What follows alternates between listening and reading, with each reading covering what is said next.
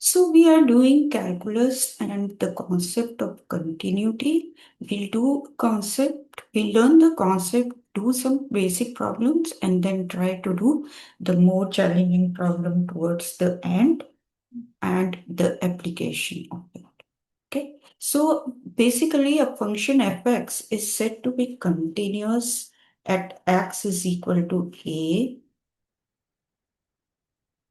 like this is a, when limit x tends to fx is equal to a, f of a, when the limit is same as the value of the function. Okay, like this is f of a. And our function is said to be continuous on the interval like a, b, if it is continuous at each point in the interval. Basically, if we draw the graph like here, between A and B, we do not have to lift the pen, then we say that the function is continuous. And basically limit means the behavior of function around the point. And f of a here means the value of function at the point. So if value of the function at a point and the limit around the point, limit around x tends to a, both are same, it means the function is continuous. So for the conditions for continuity to exist, or to prove a function is continuous at x is equal to a, the function output fa must exist, and the two side limits of extend of fx extends to a must exist, means the limit must exist, and the limit and the function value must be equal. Okay, then the function is continuous, is said to be continuous at x is equal to a. So type of discontinuities, first is the removable discontinuity or a hole. So here a single point is misplaced like this empty circle, but general limit still exists. Like a general limit still exists, but it is not continuous because the function value doesn't exist. Okay, so this is FA. So limit is FA, but value of function is not FA. Okay, so this is a limit. Okay, so single point is displaced. So function value is not there, but limit exists.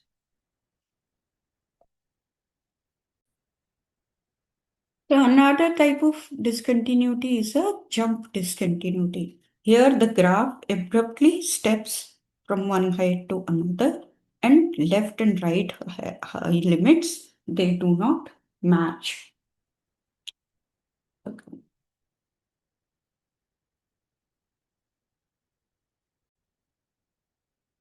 So infinite discontinuity is like a graph shoots up or down towards infinity or negative infinity, and it's usually near a vertical asymptote.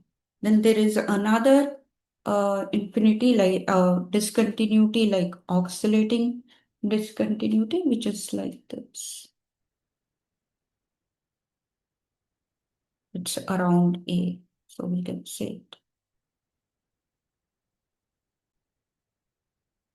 So this is a piecewise function of fx given the value when x is less than 2 and this value when x is greater than 2. And we have to find the value of a for which the function is continuous.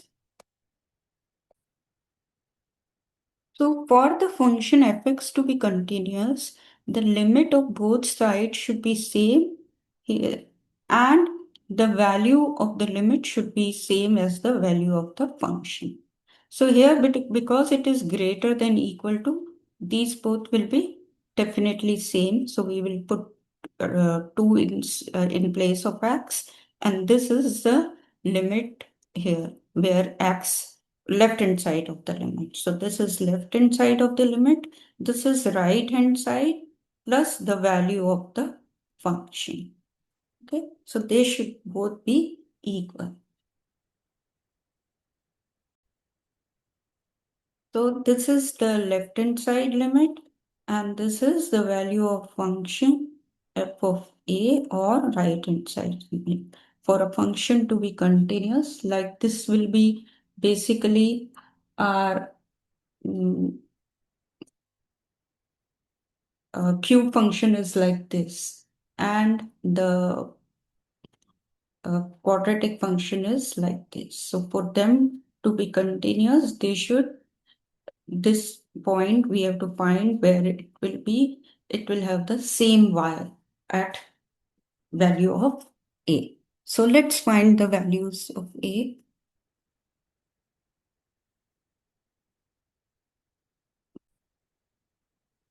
So to solve this, we brought here everything on the left side, and this is a cube function. This is like a square minus or x square minus y square is equal to x plus y, x minus y. Okay, so this we have done here, 2a minus 1, 2a plus 1. Now 2a minus 1 is common, so we brought it out here. Remaining here is 2a minus 1 square. So this is like x minus y square, which is equal to x square minus 2xy plus y square. So here we did 4a square minus 4a plus 1, and this becomes minus 2a minus 1 here. Okay. Now again solving this. So simplifying this, we got 4a square minus 6a. Now we'll take we'll factor out. So as we factor out 2a, remaining here is 2a minus 3. So the product of the three factors is 0, means any factor can be 0. So a can be 0 here with this. This gives a can be half and this gives a can be 3 by 2. So these are the three values of a which will make this function fx continuous. For x, when this piecewise function is given for x is less than 2 or so a can be 0, half or 3 by. Let's do another problem. Hello. So the next question is describe the set of x values where the function is continuous. So it's given fx is equal to tangent x 1 plus x square. So we know that 1 plus x square will be always positive and it will always have a value. If x is 0, then it will be 1, otherwise it will always have a value. So it will be always continuous. So we have to just see for tangent x.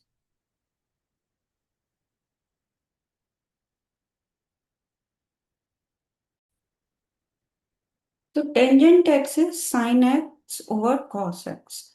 So we know when cos x becomes 0, this function tangent x will become undefined. And cos x is 0 at pi by 2, 3 pi by 2, 5 pi by 2, 7 pi by 2. Basically, odd multiples of pi by 2. So cos of theta becomes 0 at odd multiples of theta. So this function will be continuous on all values except odd multiples of pi by 2. Okay, so it is continuous or negative on the interval negative infinity to infinity, means odd real numbers, except when x is n pi by 2, where n is an odd integer. Let's do another question. So this is the question given, fx is equal to 4 cosecant 4x. So we have to see here when it will be undefined. So or when it will be discontinued on the intervals where it is continuous and discontinuous. So let's change it into sine function. So whenever sine is 0, sine of 4x is 0, it becomes undefined because it is in the denominator, and anything divided by 0 is undefined. So this sine 4x is 0 when 4x is equal to any n pi, means any multiple of pi. So x is equal to n pi by 4. So it is continuous on the interval negative infinity to infinity, except when x is equal to n pi by 4. It is continuous on the interval negative infinity to infinity, except when x is equal to n pi by 4. Because when we put x is n pi by 4, when n is 1, it is pi. So cos of uh, sine of pi is 0, and this pickup function becomes undefined. Let's do more challenging problems. So this is the question given, a function fx is given, and this is a piecewise function given, and we have to find the values of a and b such that this function fx is continuous. So for the function to be continuous, we must check that it must be continuous at transition points, which are negative 2 and 2. So left hand limit, right hand limit, and function value must be equal at both of these points. So let's check the continuity at x is equal to negative 2. So fx to be continuous everywhere, it must be continuous at transition points negative 2 and 2 here. Okay. So left hand side and limit, right hand side limit, and function value at these points must be equal. So let's check continuity at x is equal to negative 2. So the left hand side limit and right hand side limit at x minus 2 must be equal. So let's find left hand side limit. So left hand side limit at negative 2 minus means the left hand side here is pi by a. We can see the function is pi by a, pi plus a, sorry. So it is pi plus a. There is no variable. It is a constant pi plus a when x is less than negative 2. Now let's check right hand side. So when we have to find the right hand side limit of negative 2, this formula, this is r cosine 0.5x. So instead of x, we will put 2. So it comes out to be r cosine negative 1. So r cosine negative 1 comes out to be pi. So left hand limit was pi plus a and right hand limit is pi, and they should be equal if the function is continuous at negative 2. So as left hand side and right hand side limits are okay, pi a are equal, pi plus a is pi, and a value is 0, comes out to be 0. Now let's check continuity at x is equal to 2. So left hand side limit at uh, at 2 will be again arc cosine 0.5 times x. We can see here in the question here. It will be still arc cosine 0.5x, which is the left hand side limit at 2. So we'll just put x here, x is 2. So this gives r cosine 1, which gives 0. So left hand side limit comes out to be 0. This is equal to 0. Now let's find right hand side limit at 2. Now right hand side limit means x square minus b. Here we use this formula which is given, which the condition given here, x square minus b when x is greater than 2 means the right hand side limit when x is 2. So right hand side limit is 4 minus b when we put x is equal to 2. So left hand side limit was 0 and right hand side limit was 4 minus b. When we equate that, we get b is equal to 4. And a we already got as 0. So for this function to be continuous at on everywhere, we have to be, the a has to be 0 and b is to be 4. This is the result we got it.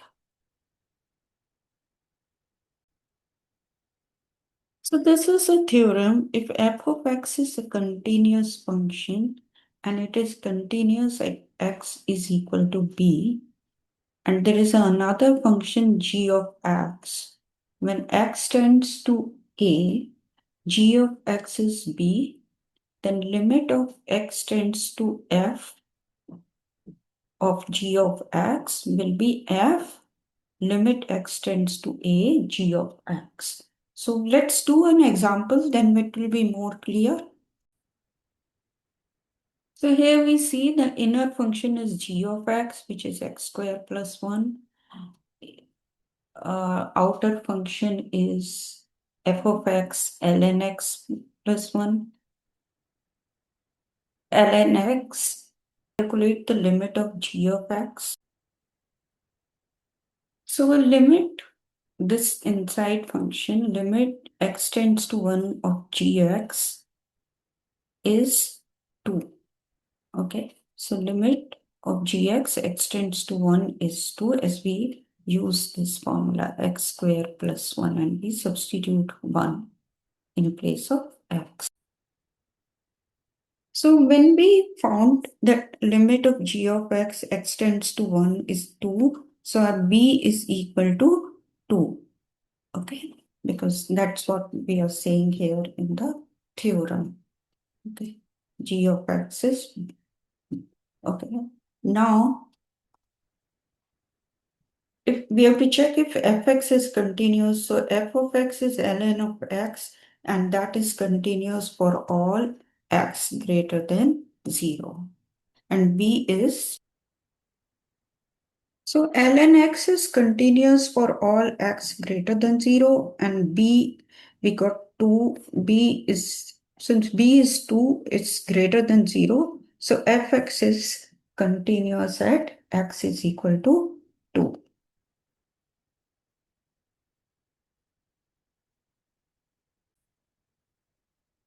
So now see, if fx is continuous at x is equal to b. So fx is continuous at x is equal to 2, which was b.